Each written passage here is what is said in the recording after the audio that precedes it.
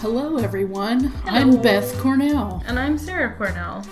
Welcome to Sit Still and Listen, and we hope you do just that for the next 30 minutes or so while we talk about our topic, which I picked this week. It's your pick this week, yes. Evolution of technology. It's one of my favorite subjects. Although I don't consider myself an expert on technology, I certainly have capitalized on it and used certain parts of it. You're good at, maybe two things, technologically speaking. Yeah, and a lot of people think I'm good at everything, but they're really wrong. You barely know how to work the TV. I don't like TV, so yeah, I don't spend a lot of time learning new TV things. Anyway, so to start the discussion off...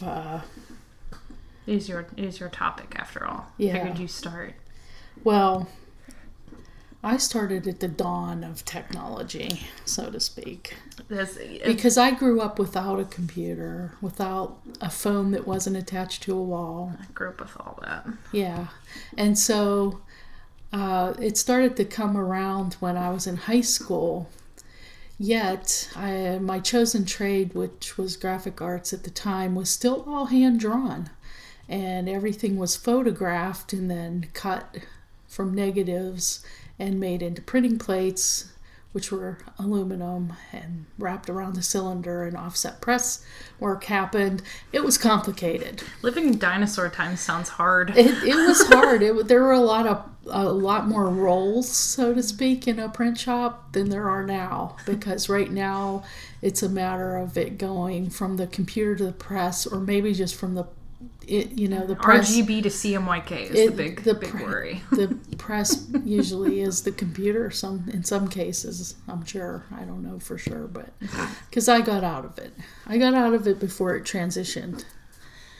But my first introduction was the CompuGraphics, and anybody who knows what that is really old, because that was before we went to digital typesetting. This was photographic typesetting, and it was a wheel with letters on it that you could shine a light through, and it burned it onto a piece of paper that was photosensitive. So this wheel would spin really fast as you were typing, and you had to type command lines into it too. So you had to know a little bit of programming to run this thing. That sounds so hard. Why? It was hard. It was hard because, you had to get the right font, the right weight. I mean, that all came in the programming of what you were. Yeah. Nowadays, I just click three things. And then you would press, print or whatever, and it would come out. And then you had to develop the paper. It is really fun. It is really fun to watch you realize that Adobe products have just evolved into this really intuitive piece of software, and you be like, I didn't know it could do that. Yeah. Look how easy this is. Well, it's shocking is what it is, because I went from printing to web design, so I never learned about the transition that printing made from being manual to digital. I learned. Yeah, Sarah learned that. I had a history class, art history actually, where we talked about basically the Renaissance era. We talked about the dawn of the printing press, and then immediately we went into modern day stuff and how basically that whole manual digital graphic arts switch happened, and who was pioneering all of it at the start. In my lifetime, that's the thing that really brings into focus how fast technology moves, how fast it's changed. I grew up with all of those programs in the background just because of you, using Photoshop and Dreamweaver when I was barely able to form a sentence or have coherent thought. And as soon as I came back from Germany in 93, we were starting to have PCs in every home. Mm-hmm. And that's Do you remember having a computer room? Do you remember that? We never really had that. No, we didn't. But I remember going to other people's houses. Yeah, and maybe. Can I say their names? I don't think you should do that. Okay. Maybe off. You can say an initial. L and C, Uh-huh. and their daughter M, and their son L. Uh-huh. They had a computer room Huh. right at the front, and it was just like this. It was almost like a closet, but it was really big inside. And it had 2 different desks. Oh, well, they were programmers by trade. Yeah. So, yeah. It was still weird. Yeah, there were many things weird about that particular computer room.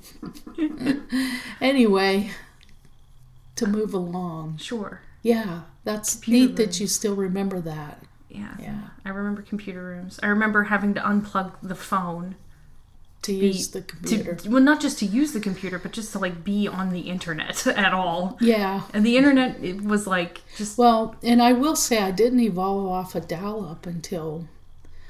Well, oh, my God, we had dial-up forever. we did, because... And the reason was we didn't really need to go fast. I did all of my uploading overnight. Like, I would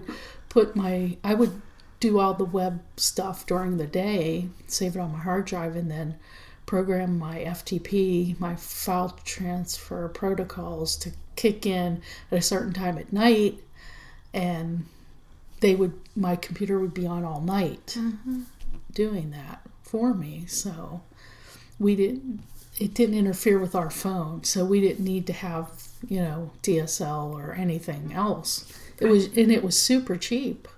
And like I must say, the early days of my web design was pure profit, and the amount of space I had, and I could just do it. I felt like I could just do anything. It was very mind expanding at that time. And then the internet evolved, and then we had to get Wi-Fi because DSL was so slow it wouldn't load anything. Eventually. It was a long time. In about 2010? At least it felt that way in my head. I don't remember the exact year, but it was long after everybody else had moved off dial-up. It was probably when I was in 7th or 8th grade. We finally moved over to an official Wi-Fi high-speed situation.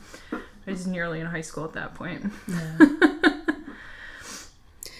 Anyway, I think, having gone back through and learned some new skills in that Adobe area, I can see the budding of my digital art section of life coming to life right now, and it's fun. It's kind of exciting. Yeah, it's very fun.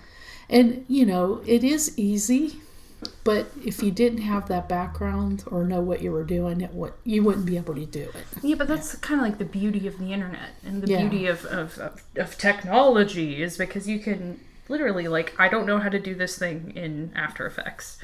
How do I do the thing in After Effects? Boom, there's 16 different tutorials with some of them are step-by-step, some of them are videos, you just click on them and bish bash bosh, you're in business.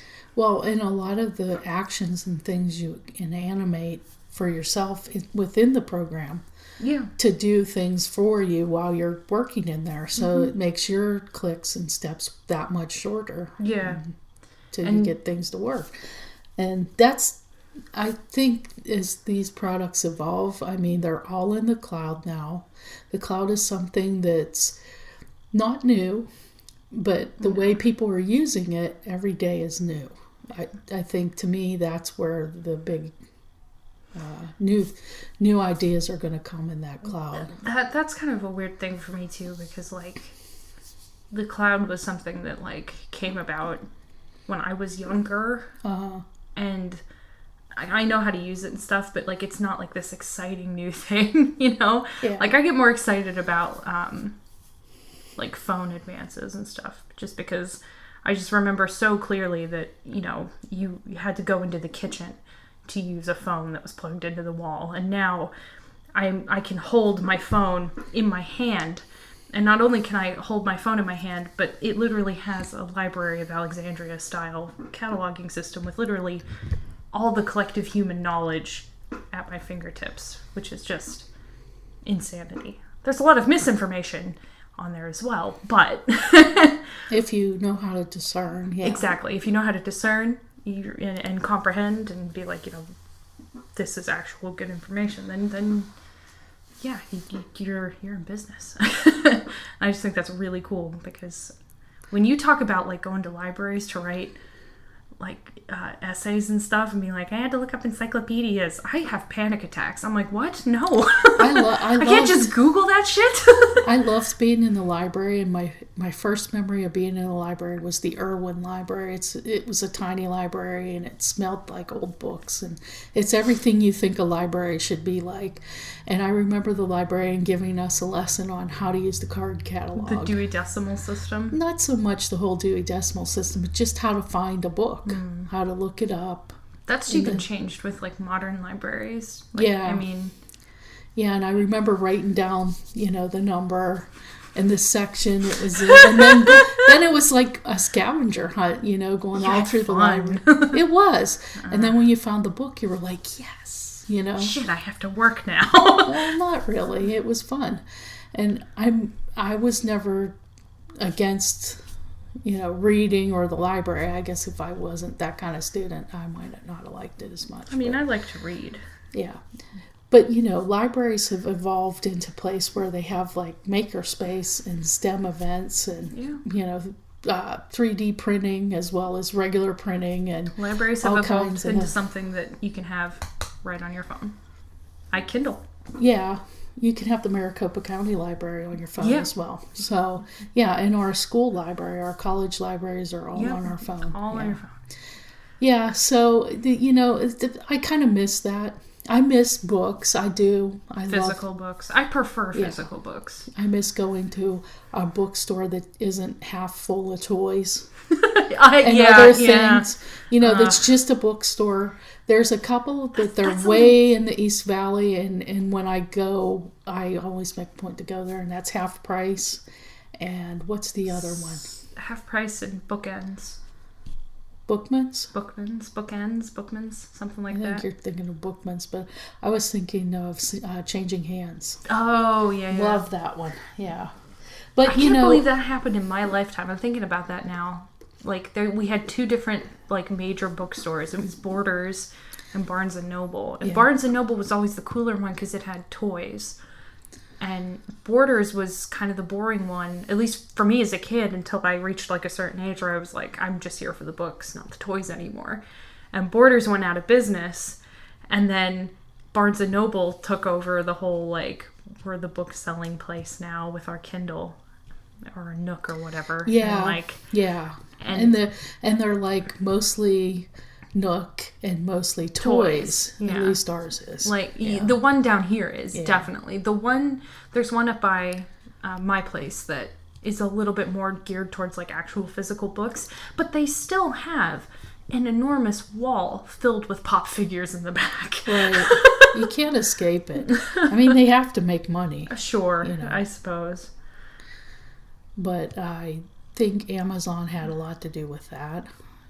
I'm just glad that they're still printing physical books. When I heard that, like, they were like, oh yeah, you could put your favorite books on your phone now with the Kindle app, or like, you can have it on your iPad or your tablet. I was like, oh no, I grew up with physical books my whole life, and if you get rid of those, I will be upset. You still buy a good many books. Yes, I do. Physical. In fact, the only books that I have on my Kindle are ones that are obnoxious to carry around. Like, I have the entire trilogy of Lord of the Rings on there, which is like a 4,000 page book. And then I also have Anne McCafferty's Dragon Riders of Pern, the first like 6 books. Yeah. And it's like a big Anubis collection. That's the only 2 books that I have. Yeah, I read books that are thick, but I like to have the book in my hand. Yeah, no, absolutely. Like, I only read those if I'm like traveling. I don't think I've ever read a book on a Kindle or on a screen. I have a couple books that, like, if I'm trapped in an airplane, I could read. They're like emergency books. Yeah, they're emergency books for me. Absolutely. Because I don't think I would ever. I've actually published a book that way, or 2, but I have not myself read it that way. I'm not a consumer of that kind of book. Yeah. More power to you, in all honesty. Yeah. Because I mean, like. Well, I hope to learn how to better publish those sorts of books, because I want to put out more of my meditation stuff and in a book form, and I want it to be digital. I'm not even going to go traditional because it's too hard to get shelved. It's too hard to distribute. I still have about maybe... I was just going to say distribution. I wasn't even thinking about shelving. Right. You know, like... Yeah, I still have about 50 of my daily random reminder books. I forgot about those. Yeah, I still have about 50. In a box somewhere. They're in a box, yes. But, I mean, I think you can still get that on Kindle, and, you know, it's perpetually out there. And I like that idea better than it being perpetually in my garage or in my storage unit. Or on a shelf. Or on a shelf. Yeah. Or on a shelf, which then gets transferred over to half-price books. And who knows? Lord knows at that point. Ends up back on Amazon for $25 instead of 10 or 5 or whatever it really went for. Yeah.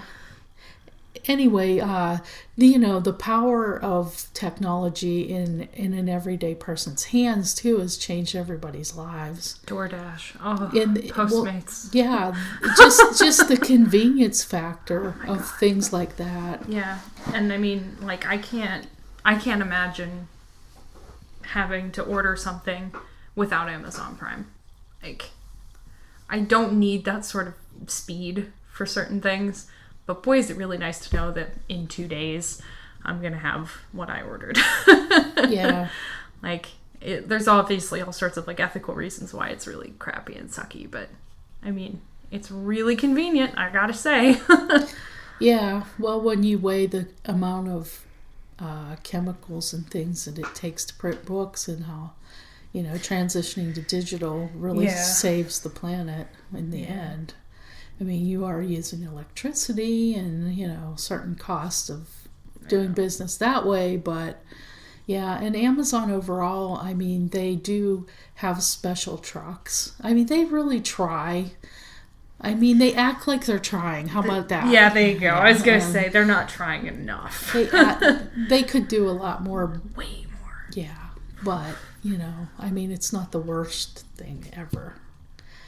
The fact that we expect things to be instant, though, I think leads to people having a bit more dissatisfaction with life in general. And a lot less patience. As an ex-Starbucks employee, I agree.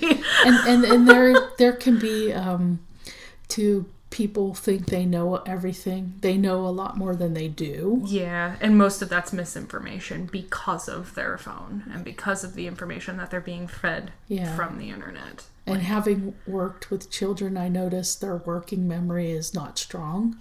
And I think that's because they don't have to remember things. They're not taught the same way that we were when you had to go to the library. You had to retain a certain amount of knowledge in your head. That is not necessary anymore. Yeah, it's just not necessary. It's not. And just Google it as a phrase. It could be a waste of brain power, but there's something about that functional working memory that's going away with people. I think I read an article. I'm going to feel bad that I don't remember who the author was, but basically they said that kids who grew up with the original Pokemon TV series has a special part of their brain that's actually dedicated to remembering. It's a Pokedex. Yeah, it's an actual literal Pokedex in your brain. And I can attest to that. I still remember all 151 Pokemon, including some of the ones that like came Your thereafter. generation was one of the last ones that, you know, your generation didn't get cell phones, and they were flip phones, by the way. Yeah, they were not smartphones. They were until you were about 10 or 12. They were the ones that your grandma and grandpa uses. Like you weren't raised on screens. No. And so you still you still can kind of have that nostalgia for no screen time, you know. Yeah. I do prefer not to, though, to be honest. Like, sure, I bet. There are times where I'm just like, you know what, being away from my phone is rather nice. But... You're an older millennial is what I'm trying to say. Ah, I see. Yeah. I'm ancient. Even though I'm literally like the youngest you could possibly be. Literally on the scale. Yeah. Because I think the older millennials are like 35 years old. Yeah. And I think the younger ones are 25. I'm 26. I was born in 1993. So, yeah, sure. I could be one of the older, younger ones. I think it's literally because we were just, like, we were poor when I was younger, and we literally couldn't afford to have the nicest, bestest shit, which was fine. I had no idea we were poor. I didn't care. Yeah.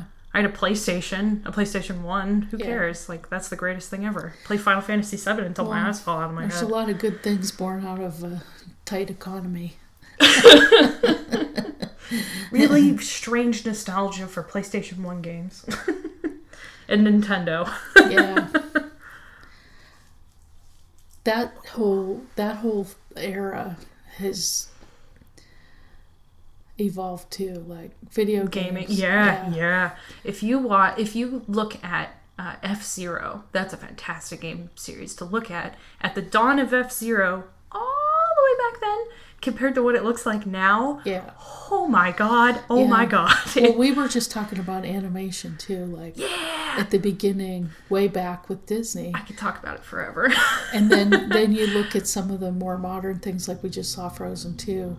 How if you were looking at that back in the 40s when animation was just coming out, you would say, what is that? That does not look like animation. We don't know what that is. We don't know what that is. It's literally incomprehensible. Because it's not drawn per se. It's at one point it is. At some point it is, but by the time it turns into what it ends up being, it doesn't look anything like what it's drawn as. The most fantastic animation style that's come out over, like, literally the last year, so 2019, Frozen 2 came out. Klaus, that just won Oscar for Best Animated Film. It's on Netflix. It's a 2D animated film, but it literally is cel-shaded and done in such a way that it looks like it's 3D, but it's 2D, and it's beautiful. It's so gorgeous. And, like, I look at that and I feel like in 5 years, when I go back to watch that, 5 years from now on Christmas, I'm going to be like, yep, it looks just as beautiful as the day that they made it. Versus Frozen 2 5 years from now, which is going to look like it was made in Blender. Like, it's not going to have that lovely evergreen. Like, we just watched Sleeping Beauty tonight. And that's the whole scene where he's fighting the dragon, where all that dynamic movement is happening. That still looks so good. Right. Like, it looks like, it's a little rough because it was during the Xerox era, but... Well, the final thing that I want to talk about is robots. Because I really wanted to bring up, Andrew Yang and the fact that I'm Yang Gang. Oh, God. And Sarah can't stand it when I say that. But, if you get the chance to Google Andrew Yang, anybody out there who just wants to hear a very forward-thinking thought process, he has it. I think the reason why I don't like you saying Yang Gang is I realize you're a 43-year-old woman. I'm not 43. 53, sorry, excuse me. But thank you. You're welcome. It's just jarring is what I mean. I'm just expecting you to throw up like some sort of gang sign when you do it. There's a lot of talk about him not having a lot of followers over the age of 50, and that's where I feel like I could do my part this time around. Because, Yeah, I think he has very reasonable fears about automation and robots and what that's going to do to our workforce. I'm afraid of Skynet. What it's already doing. Yes, Skynet. I'm afraid of Skynet. Exactly. And we have to nip it in the bud because it could get away from us and cause all kinds of human problems. But, regardless, I'm all for the kind of things that are happening right now in technology. I'm excited and very hesitant about automated cars. That's something that delights and terrifies me at the same time. Because I think there's going to be a lot of blending it that's not so good. Kind of like what happened in Tempe with that one. Yeah. I'm delighted that people who have disabilities, who are blind and or deaf, who maybe not, somebody who suffers from seizures, they might not be able to drive, having an automated car being able to take them to and from work, I think that's awesome. However, I watched Logan and thoroughly crapped my pants at the scene where they're trying to save these horses that escaped, and there are these automated semi-trucks that are just barreling down doing 60 miles an hour. They don't care that there's people in the road. They're not slowing down. They're not stopping. Sarah, we already have those. Yeah, they're called drivers over the age of 75 in Sun City. No. No, we have those trucks on our highways right now. Oh yeah, I know. I think that if that does happen, they need to be delegated to a special lane. Yep. Yeah. Yep. I agree. That is. Well, it's kind of odd that, that's all coming about right when there's a resurgence in people wanting to ride bicycles. They're talking about downtown having dedicated bike lanes that are mixed amongst the car lanes. Well, it's because the generation that's coming up, not mine, the one directly behind mine, grew up in an economy and a climate where finding a job is really hard, and owning a car without having a job is even harder. Yeah. So those people do not have cars, and they don't want cars either. And some of them don't want cars. They're like, it's crappy on the earth. And a lot of young people like Lyft and Uber because of that too. Yep. Yeah. Exactly. It's just makes more sense to them. Yeah. I mean, and I use all these services. If you live in a city. If you live in, cars are for chumps in New York. If you own a car and you're in New York City, you're an idiot. You're not going to be able to get where you need to go. You have to pay to park your car. Yeah. And there's a really good chance that someone's going to, deface your car by keying it or straight up stealing your car. It's not worth it to have. It's way easier just to be like, boop, I have an Uber who's going to take me to work in 5 minutes. It just makes sense. There's people who live in LA who do the same thing. And I own a car, and it's nice. I don't really use it. You will. I will eventually, yes, but currently I don't. I use it to go get Chipotle. Are we going to plug? What are we plugging today?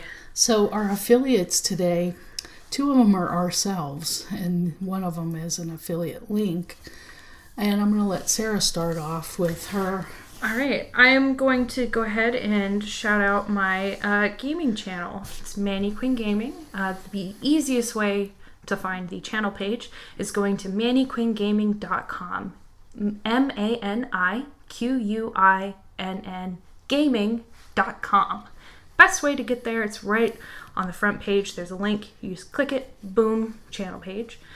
And if you are so inclined to subscribe, thank you. Might I also add that I have a Twitter as well, at Manny Quinn Gaming, which is also linked on the website's front page. And that's the @ MANIQUINN. Gaming.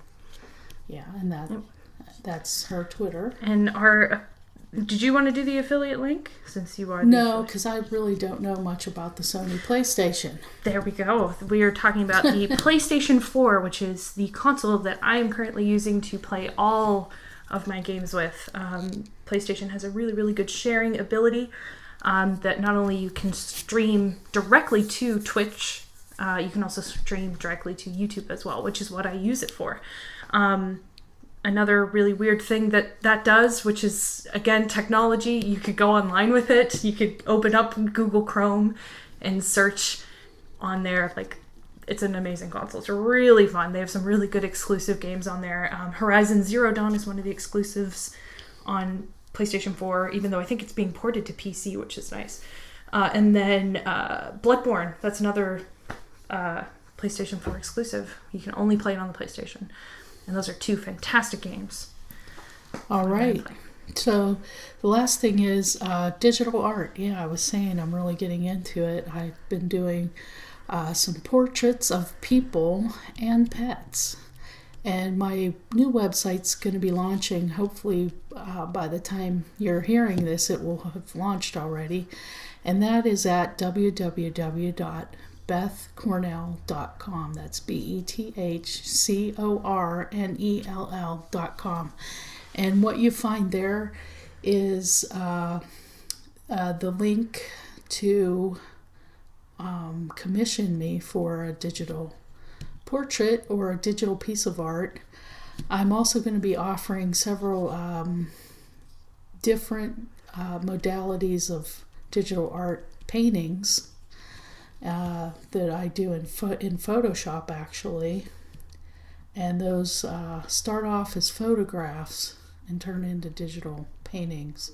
It's really a neat process. It's very relaxing, and it's neat and clean, and it doesn't make my office smell a lot. She was very, very excited. I got a very enthusiastic phone call one afternoon saying, "Sarah, have you painted in Photoshop before?" And I said, "Yes, Mother, I've painted in Photoshop before." And she's like, "It's so fun." Yes, it is. Yeah, and you can clean your brush, and you can have different brushes, as many as you want. And, yeah, I like it. Very excited. I'm thinking you're literally we're gonna end this recording. You're gonna be like, "I'm gonna go paint something in Photoshop. I must." No, not tonight. But yeah, so that's gonna be another section of it. And then I have a Patreon going that's connected to this this podcast. I think I have certain levels in there that you can sponsor me and help me out to continue to do this, which I need that. Yeah. Purely those proceeds go specifically to this podcast. But with that Patreon, those levels, you get to be part of my art process. You get to be part of the journey of what makes the art what it is. And I'm doing things different this time. Before, I was very traditional medium acrylics, basically, and I was, looking at galleries and in galleries and did shows and lots of exhibitions and went to places to sell my hard physical copies of art. But this time, I'm in the 21st century, so it's a real adventure for somebody who's half a century old already. It's a real adventure, and I'm really having fun with it. So I hope you check it out. And that's going to do it for this week. Thank you for tuning in once again. Thank you. We will see you next week. Bye.